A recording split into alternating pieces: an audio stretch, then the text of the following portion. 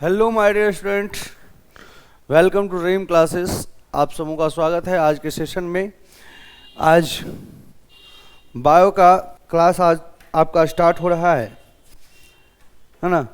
तो बायोलॉजी में हम लोग परागण की क्रिया तक पढ़ चुके थे, यानी स्वपरागण और परपरागण की घटना जो है हम लोग देख चुके थे, है ना। अब परपरागण के बाद यानी परागण के बाद क्या क्या होता है, कैसे होता है ना, इन सभी चीज़ों को हम लोग पढ़ेंगे, इन सभी चीज़ों को हम लोग देखेंगे। तो आप सभी लोग लाइव रहिए, है ना। आप सभी लोग सेशन को लास्ट तक जरूर देखिएगा। यहाँ से बहुत सारे शॉर्ट क्वेश्चंस क्लियर होते हैं, इनको भी आप लोगों को ध्यान में रखना होगा, ठीक है। कौन कौन से शॉर्ट क्वेश्चन यहाँ से क्लियर होंगे, उन सभी चीज़ों को भी हमको देखना है। तो आइए स्टार्ट करते हैं आज का सेशन। देखिए यहाँ पर सबसे पहले आता है आपका पराग स्त्रीकेसर संकर्षण, है ना। पराग स्त्रीकेसर संकर्षण। और देखिए पराग स्त्रीकेसर संकर्षण क्या है, इसको पहले समझिए। पराग यानी परागकण, पराग यानी परागकण, स्त्रीकेसर यानी मादा जननांग, संकर्षण यानी आकर्षण। परागकण का मादा जननांग पर आकर्षण ही पराग स्त्रीकेसर संकर्षण कहलाता है। परागकण का मादा जननांग पर आकर्षण ही पराग स्त्रीकेसर संकर्षण कहलाता है, ठीक है। बोलता है पर परागण की क्रिया में। अब देखिए स्वपरागण में तो यह निश्चित है कि एक ही जाति का पुष्प परागकण एक ही जाति के वर्तिकाग्र पर आएगा, लेकिन पर परागण की घटना में यह निश्चित नहीं है कि कौन सा परागकण किस फूल पर चला जाए, है ना। तो ऐसी स्थिति में जब कोई परागकण जब स्त्रीकेसर पर आता है तो सबसे पहले स्त्रीकेसर का जो अपर पार्ट स्टिग्मा है वह डिटेक्ट करता है, वह यह सुनिश्चित करता है कि क्या यह परागकण हमारे वर्तिकाग्र मतलब हमारी जाति का है या किसी दूसरे जाति का है। अगर हमारी जाति का है तब उसमें परागनली का निर्माण होगा और आगे जो है निषेचन की क्रिया होगी। लेकिन अगर परागकण हमारी जाति का न रहा तो ऐसी स्थिति में पर परागण की क्रिया यानी परागकण जो है वहीं पे समाप्त हो जाएगा। और क्या होगा, जब वहीं पे समाप्त हो जाएगा और उसके म्यूकस में मिल जाएगा। जैसे कि आप देख सकते हैं यहाँ पर परागण से यह दो परागकण यहाँ पहुँचा है, S1 और S2। यह दोनों इस वर्तिकाग्र की जाति का नहीं है, इसलिए ये दोनों का वृद्धि और विकास यहीं पे रुक गया। फिर से दो परागकण आते हैं S1 और S3, है ना। तो यहाँ पे S1 जो है यह तो परागकण इसका है नहीं, लेकिन S3 इसका परागकण है। तो ऐसी स्थिति में इसमें देखिए परागनली का निर्माण आरंभ हो गया। S4 और S3 यह दोनों परागकण जो है समान जाति का है, इसलिए परागण की क्रिया परागनली बनने की क्रिया शुरू हो गई। अंत में यह जो परागकण समान जाति का था परागनली बनी और अंत में यहाँ पर निषेचन की भी क्रिया हो गई। तो यही स्थिति यही सिचुएशन जो है क्या कहलाता है, पराग स्त्रीकेसर संकर्षण कहलाता है। यानी अपनी जाति का परागकण अपने जाति के स्टिग्मा के द्वारा पहचानने की क्रिया जो है यही कहलाती है पराग स्त्रीकेसर संकर्षण। ये चीज आपको 2 मार्क्स में पूछा जाता है, 2 मार्क्स के क्वेश्चन में यानी शॉर्ट टाइप के क्वेश्चन में ये पूछा जाता है। नेक्स्ट आ जाइए परागनली का बीजांड में प्रवेश। अभी हमने बताया कि परागनली का जो है बीजांड में प्रवेश हो जाता है। तो परागनली जो है बीजांड में कैसे प्रवेश करता है, कितने प्रकार से प्रवेश करता है, इन सभी चीजों को यहाँ पर देखेंगे। परागनली जो है वह बीजांड में 3 प्रकार से प्रवेश करता है, बीजांड द्वार द्वारा, निभाग छोर द्वारा और अध्यावरण द्वारा, है ना। बीजांड द्वार द्वारा जो प्रवेश करता है इसको हम पोरोगेमी कहते हैं। इसको क्या बोलते हैं, पोरोगेमी, है ना। इसको हम पोरोगेमी कहते हैं। निभाग छोर से होता है तो इसको चैलेजोगेमी कहते हैं।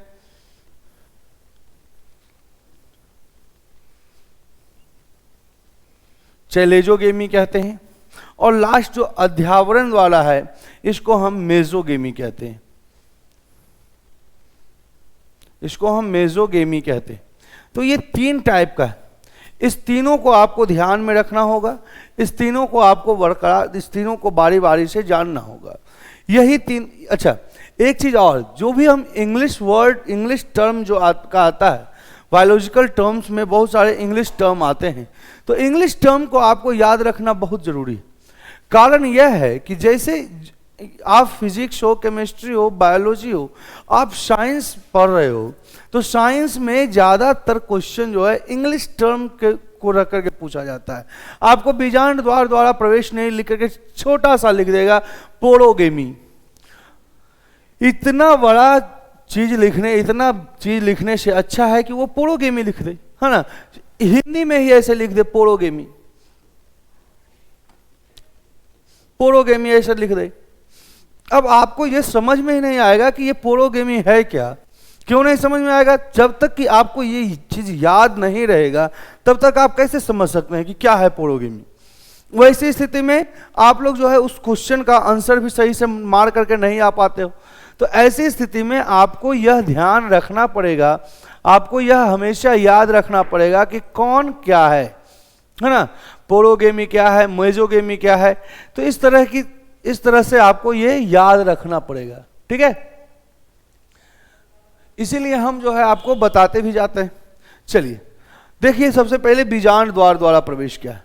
बोलता है परागकण अंकुरित होकर जब परागनलिका जो है निर्माण करता है, और यह परागनली जब बीजांड द्वार यानी कहाँ, बीजांड द्वार जो है निचले छोर में होते हैं। बीजांड द्वार कहाँ होता है? निचला छोर में होता है। यहां देखिए, आपको दिखेगा, ये देखिए हमारा है बीजांड द्वार नीचे के तरफ, है ना। ये देखिए नीचे की तरफ हमारा बीजांड द्वार है। जब इधर नीचे से एंट्री मारता है तो इसी को हम कहते हैं पोरोगेमी। ये किसका जो है आपका फिगर है? पोरोगेमी का फिगर है। पोरोगेमी जो फिगर है इसमें जो है आम, जायफल, लीची ये सभी इंक्लूडेड होते हैं। क्लियर? चलिए अब हम नेक्स्ट में आते हैं। नेक्स्ट है हमारा चैलेजोगेमी यानी निभाग द्वार के द्वारा। तो जब निभाग द्वार कहने का अर्थ यह है कि जब अपर पार्ट से, जब बीजांड में अपर पार्ट से, यहां देखिए सीधा ऊपर से यहां पर एंट्री ले रहा है, तो जब ऊपर से एंट्री होगा तो इसी को हम कहेंगे चैलेजोगेमी। ये पूरा हमारा बीजांड है और इसमें देखिए ऊपर से एंट्री मार रहा है, तो अगर ऊपर से परागनली का एंट्री होगा, इंटरफेरेंस होगा, तो यह क्या हो जाएगा? निभाग छोर से प्रवेश हो जाएगा। इसी को हम चैलेजोगेमी कहेंगे।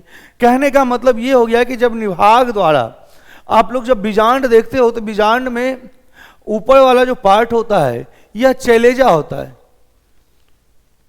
चैलेजा होता है, और नीचे वाला माइक्रोफाइल होता है, माइक्रोफाइल होता है। तो माइक्रोफाइल को ही बीजांड द्वार कहते। तो अगर बीजांड द्वार यानी नीचे से घुसा तो माइक्रोफाइल से घुस रहा है, यानी क्या है? पोरोगेमी है। ऊपर से घुस रहा है तो ये चैलेजोगेमी है।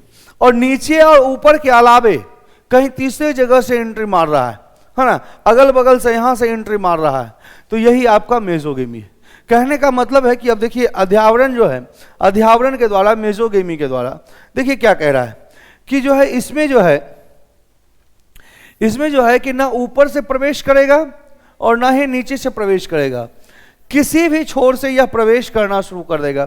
देखिए ऊपर से यानी यहां से भी नहीं आ रहा है, ऊपर से कहने का मतलब यहां से भी नहीं आ रहा है, नीचे से यहां से भी नहीं जा रहा है, जा कहां से रहा है? देखिए यहां से साइड से घुस रहा है, यहां भी देखिए साइड से आ रहा है, इसी तरह से यहां से आ जाए, यहां से आ जाए, इधर से आ जाए। तो ऐसी स्थिति में यह जो कहलाएगा, यह कहलाएगा आपका मेजोगेमी। क्लियर है? अब इसका कुछ एग्जाम्पल आपको दिमाग में रखना पड़ेगा, है ना। जैसा कि हम एग्जाम्पल बता चुके हैं आपको। पोरोगेमी का एग्जाम्पल क्या बताए थे? देखिए आम, लीची, जायफल, है ना। जायफल जिसको जाफर कहते हैं ना, वो हो गया। इसके बाद देखिए इसका जो है मेजोगेमी का कुकुरबिट्टा, कद्दू, पिस्टेसिया, ये मेजोगेमी का एग्जाम्पल है। इसी तरह से चैलेजोगेमी का एग्जाम्पल आप देख सकते हैं। चैलेजोगेमी का झाऊ, कुजुएराइना, ये सब जो है एग्जाम्पल्स। इन एग्जाम्पल्स को भी आपको दिमाग में रखना पड़ेगा, ठीक है। चलिए नेक्स्ट टॉपिक पे चलते हैं। अगला है हमारा द्विनिषेचन। Double fertilisation. ये बाबू 5 नंबर का क्वेश्चन है। ये बोर्ड में अगर पूछा भी गया तो लॉन्ग टाइप में पूछा जाएगा, 5 मार्क्स के क्वेश्चंस में ये इंक्लूड किया जाएगा। ठीक है, अब देखिए ये क्या कहता है, द्विनिषेचन क्या है।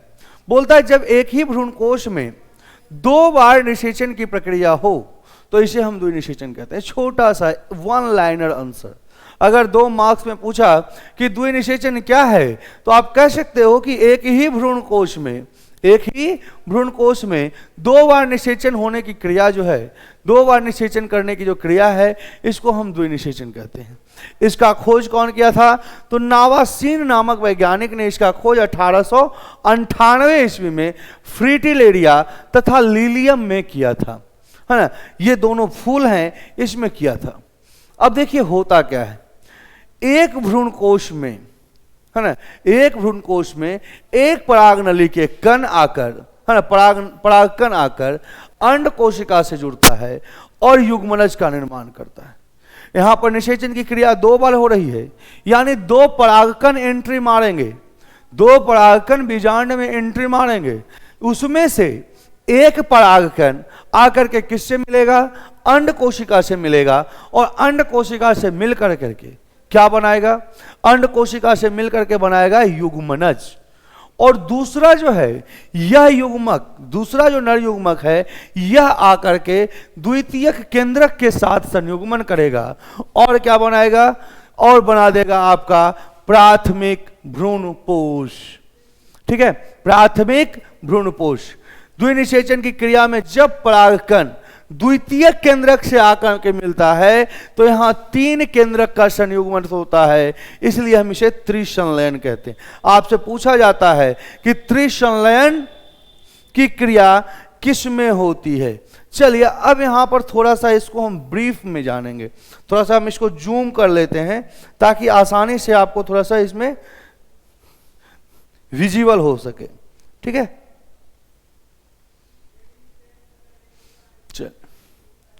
अब देखिए यहां पर थोड़ा सा विजिबिलिटी हमने क्या, इसको हम क्या कर दिया, थोड़ा सा जूम कर दिया। अब आप यहां पर थोड़ा सा समझिए। देखिए हुआ क्या कि नीचे के तरफ से आपको दिख रहा होगा कि परागनली आया है, परागनली आया। परागनली अपने साथ 2 नर युग्मक को लेकर के आया।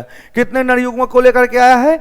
2 नर युग्मक को, है ना। 2 नर युग्मक को लेकर के आया, है ना, 2 नर युग्मक को लेकर के ये आया। परागनली यहां से कितने नर युग्मक को लेकर के आया है? 2 नर युग्मक को लेकर के आया। ये दोनों नर युग्मक परागनली के द्वारा बीजांड में एंट्री मार लिए।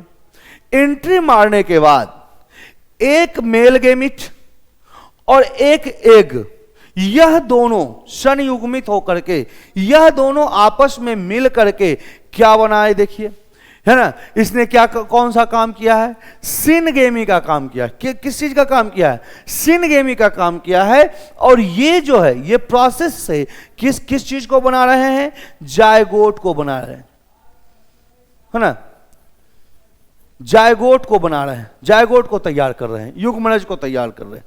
अब देखिए यहां पर सेकेंडरी न्यूक्लियस, सेकेंडरी न्यूक्लियस यानी द्वितीयक ध्रुव केंद्रक, द्वितीयक केंद्रक या ध्रुवीय केंद्रक। यहां पर केंद्रक की संख्या ध्रुवीय केंद्रक में कितनी होगी? तो हम आपको बताएं, ध्रुवीय केंद्रक में केंद्रक की संख्या 2 होती है, 2 केंद्रक होंगे। और सेकेंड मेल गेमिट, 2 ठो मेल गेमिट आया था, जिसमें कि एक ने एक से कर लिया, दूसरा कहां किया? Second male gamete. ये यहां पर जो है जब संयुग्मन होता है, ये जब यहां पर मिलता है तो इसी क्रिया को हम बोलते हैं ट्रिपल फिजन, ट्रिपल फिजन, त्रिसंलयन। ठीक है, त्रिसंलयन। ठीक है, अब देखिए यहां पर जो है 2 केंद्रक किसका है? ध्रुवीय केंद्रक का, और एक केंद्रक आकर के मिला किसका? नर युग्मक का। तो अब देखिए यहां पर 3 केंद्रक आपस में मिल रहे हैं। 3 केंद्रक जब आपस में मिलते हैं तो यही क्रिया कहलाती है त्रिसंलयन। क्या कहलाती है? त्रिसंलयन की क्रिया कहलाती है। क्लियर हो गया यहां से? अब त्रिसंलयन की क्रिया हो रही है। अब यहां पर देखिए सोचने वाली बात ये त्रिसंलयन की क्रिया के बाद क्या बना रहे हैं? प्राथमिक भ्रूणपोष, प्राथमिक भ्रूणपोष का निर्माण कर रहे हैं। प्राथमिक भ्रूणपोष का निर्माण कर रहे हैं ये। अब प्राथमिक भ्रूणपोष जो है, यही प्राथमिक भ्रूणपोष विकास करके भ्रूणपोष बना लिया। प्राथमिक भ्रूणपोष विकास करके क्या बनाएगा? भ्रूणपोष बनाएगा, एंडोस्पर्म बनाएगा।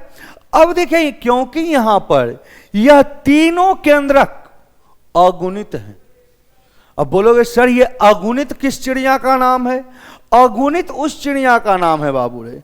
अगुणित का मतलब होता है शरीर गुणसूत्र से, शरीर के गुणसूत्र से आधा गुणसूत्र, शरीर के गुणसूत्र से आधे गुणसूत्र की उपस्थिति अगुणित कहलाती है। तो यहां पर देखिए, जब आप पिछले वीडियो में जब आप जाकर के देखोगे, है ना, मादा युग्मक के निर्माण में गेमिटोफाइट में जब हम बताए हैं, इस चैप्टर, दूसरा चैप्टर का जो सेकेंड वीडियो होगा, वहां पर जाकर के आप एक बार देख लेना कि किस तरह से मादा युग्मक का निर्माण हुआ। और मादा युग्मक के निर्माण के दौरान जो भी कोशिका है सब के सब अगुणित रही है। जो भी केंद्रक है वह सब केंद्रक अगुणित रहा है। यानी यहां पर ध्रुवीय केंद्रक जो है यह यन होगा। क्या होगा जी? ध्रुवीय केंद्रक में गुणसूत्र की संख्या क्या होगी? तो ध्रुवीय केंद्रक में गुणसूत्र की संख्या होगी n। और क्योंकि यह भी एक मेल गेमिट है तो यहां भी गुणसूत्र की संख्या रहेगी n। अब यह 3 गो n मिलकर के 3n बना लिया, है ना। तो यहां पर सवाल आता है कि भ्रूणपोष में गुणसूत्र की संख्या कितनी होती है? तो भ्रूणपोष में गुणसूत्र की संख्या 3n होती है। यह ऑब्जेक्टिव है, इसको क्लियर करके रखिए। कैसे 3n होती है? क्योंकि दो केंद्रक n यानी ध्रुवीय केंद्रक, एक केंद्रक n, है ना, एक नर युग्मक n, जब ये तीनों आपस में मिलेंगे तब 3n बनेगा और यह 3n ही भ्रूणपोष कहलाएगा। Is that clear? चलिए अब आगे बढ़ते हैं। यह त्रिकेंद्रक का निर्माण हो गया, त्रिसंलयन की क्रिया हो गई। अब हम थोड़ा सा आगे बढ़ते हैं, है ना। देखिए नोट यहां पे लिखा हुआ है। नोट में हमने क्या लिखा जी? नोट में देखिए हमने क्या लिखा है ना। देखिए बोलता है कि भ्रूणपोष निर्माण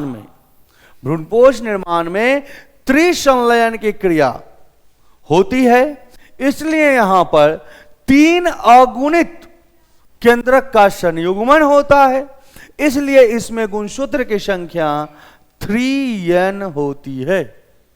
क्लियर? अब हम चलेंगे भ्रूणपोष के प्रकार।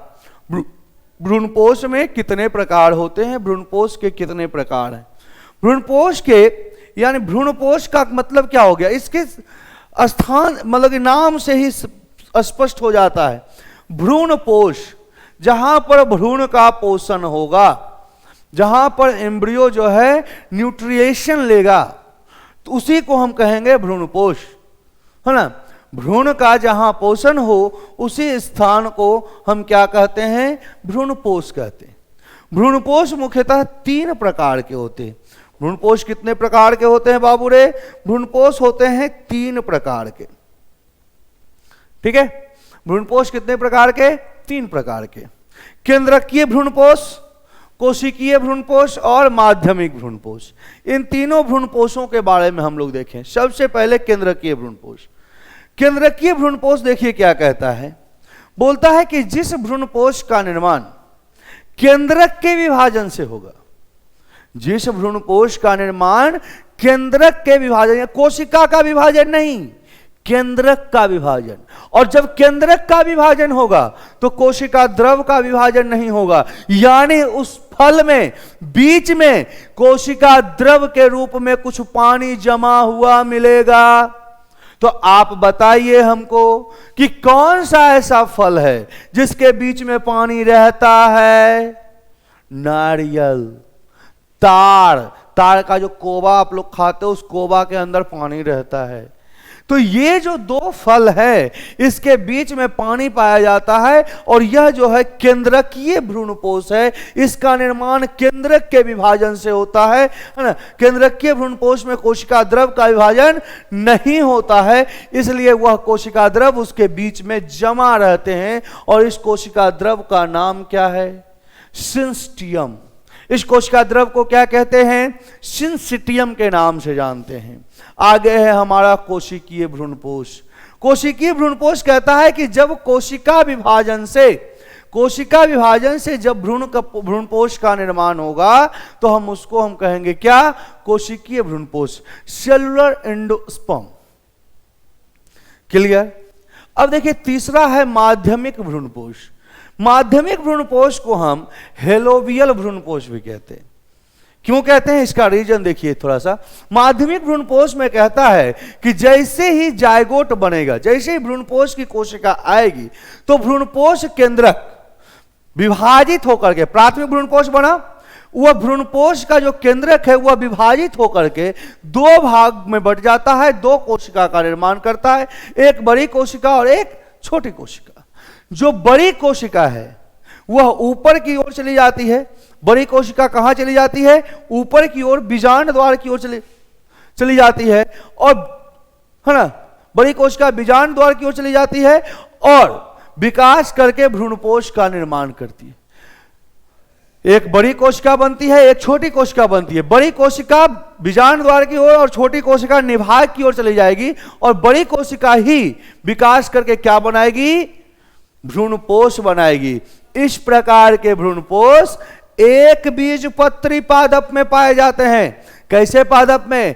एक बीजपत्री पादप। अब कहोगे कि सर जी एक बीजपत्री और द्विबीजपत्री क्या है? देखो बाबू समझ जाओ, थोड़ा एकदम थोड़ा सा लॉजिक है इसमें, कोई बड़का पहाड़ नहीं है। जब अंकुरन के बाद एक पत्ता निकले, एक बीजपत्री, और दो पत्ता निकले, द्विबीजपत्री। चना लगाए, अंकुरन हुआ, कितना पत्ता निकलेगा? दुई पत्ता, द्विबीजपत्री। गेहूं लगाए, अंकुरन हुआ, कितना पत्ता निकलेगा? एक पत्ता, एक बीजपत्री। जिसमें अंकुरन के बाद पहली पत्ती एक निकले, एक बीजपत्री, अंकुरन के बाद पहली पत्ती दो निकले, द्विबीजपत्री। ठीक है, तो यही चीज यहां पर है। हेलोवियल भ्रूणपोष कहता है, हेलोवी का अर्थ ही है एक, है ना। हेलोवी का अर्थ क्या है? एक बीजपत्री। इसीलिए हम इसको हेलोवियल भ्रूणपोष भी कहते हैं। यह एक बीजपत्री पादप धान, गेहूं, बाजरा, मक्का इस सब में पाया जाएगा। ठीक, अब आ जाइए अनिषेक फलन क्या है? यह भी आपसे पूछा जाएगा 2 नंबर के क्वेश्चन में, है ना। कितने नंबर के क्वेश्चन में पूछा जाएगा नुनुरे? 2 नंबर के क्वेश्चन में, 2 नंबर के सवाल में यह पूछा जाएगा कि अनिषेक फलन क्या है। ठीक है, अनिषेक फलन क्या है, यह 2 नंबर के सवाल में आपसे पूछा जाएगा। पार्थेनोकार्पी। पार्थेनोजेनेसिस हम चैप्टर नंबर 1 में पढ़े थे, यहां पे पार्थेनोकार्पी पढ़ रहे हैं। बोलता है जब बिना निषेचन विदाउट फर्टिलाइजेशन, जब विदाउट, है ना, फ्रूट का फॉर्मेशन विदाउट फर्टिलाइजेशन हो, यानी बिना निषेचन के फल का निर्माण हो जाए, तो उसी को हम अनिषेक फलन यानी पार्थेनोकार्पी कहते हैं। क्या कहते हैं? पार्थेनोकार्पी कहते हैं। जिसका उदाहरण है केला, अनानास, संतरा, अंगूर इत्यादि। इसका कारण क्या क्या है? इसके मुख्यतः 3 कारण बताए जाते हैं। पहला कारण में है कि परागन तथा निषेचन दोनों होता है। परागन भी होगा, निषेचन भी होगा, लेकिन बीज निर्माण आधा पर रुक जाएगा। बीज निर्माण शुरू हुआ लेकिन आधा पर क्या हो गया? रुक गया, किसी कारण से। अगर ऐसी होती है तो इसमें पूर्ण विकसित बीज नहीं बन पाता है। जो पूर्ण विकसित बीज नहीं है वह पौधा का उत्पत्ति भी नहीं कर सकता है। यानी अगर जो हम इसके बीज को रोपेंगे तो हमको पौधा नहीं मिलेगा। उदाहरण है संतरा और अंगूर। संतरा और अंगूर का अगर बीज हम लगा भी दिए, पौधा नहीं बनेगा। क्लियर? दूसरा बोलता है परागन होता है लेकिन निषेचन की क्रिया नहीं होती। परागन हुआ, निषेचन नहीं हुआ, यानी इसमें तो अब बीज भी नहीं बनेगा। परागन हुआ और निषेचन नहीं हुआ, इसमें बीज भी नहीं बनेगा। कौन है ये? अनानास, है ना। परागन तथा निषेचन दोनों नहीं होता है। परागन भी नहीं होता है और निषेचन भी नहीं होता है। कौन? केला। केला में परागन और निषेचन दोनों की क्रिया नहीं होती है। आज के मॉडर्न टाइम में लोग जो है बिना बीज के फल को खाने के आदी हो गए कि हम फल भी खाएं बढ़िया बढ़िया और बीज भी हमको नहीं मिले। तो ऐसे मॉडर्न युग में कुछ टेक्नोलॉजी, कुछ ऐसे एसिड्स निर्मित किए गए हैं, एसिड बनाए गए हैं, जिसके प्रयोग से हम बीज रहित फल यानी बिना बीज के फल का उत्पत्ति कर सकते हैं। बिना बीज के फल को हम खा सकते हैं, बिना बीज के फल का हम उत्पादन कर सकते हैं। जैसे कि देखिए यहां पर दिया गया है, बीज रहित फल प्राप्त करने के लिए यानी बिना बीज का फल प्राप्त करने के लिए बीज के फल विकास के प्रारंभिक अवस्था में जिस समय फल विकास हो रहा हो, उसी समय हम इंडोल एसिटिक अम्ल, 2,4-डाइक्लोरोफिनॉक्सी एसिटिक अम्ल या ब्यूटारिक अम्ल का अगर छिड़काव कर दें, इन तीनों में से किसी एक का छिड़काव अगर जो हम उस पर कर दें तो हमें बीज रहित फल प्राप्त होता है। बिना बीज का फल हमें प्राप्त होता है। बात समझ में आ गई? बात समझ में आ गई? तो ये था हमारा पूरा का पूरा परागन के बाद की क्रिया में इतना समझ। आगे जो है कल के क्लास में हम लोग भ्रूण का विकास देखेंगे। भ्रूण का विकास पूरा होगा, यानी कल आपका चैप्टर नंबर 2 खत्म होने वाला है ना। कल आपका चैप्टर नंबर 2 खत्म होने वाला है ना। बात समझ में आ गई? अगर आप लोगों को यह जो कंटेंट है यह पीडीएफ के रूप में चाहिए, है ना, ये कंटेंट अगर आपको पीडीएफ के रूप में चाहिए तो आप सभी लोग ड्रीम क्लासेस का, है ना, ड्रीम क्लासेस का जो वेरीफाइड अकाउंट टेलीग्राम चैनल पर है उसको आप लोग ज्वाइन कर सकते हो। वहां से हेल्पलाइन नंबर पे कांटेक्ट कर सकते हो और यहां से आप पीडीएफ कलेक्ट कर सकते हो। ठीक है, तो मिलते हैं अगले क्लास में। तब तक के लिए जय Hind, bye bye, take care.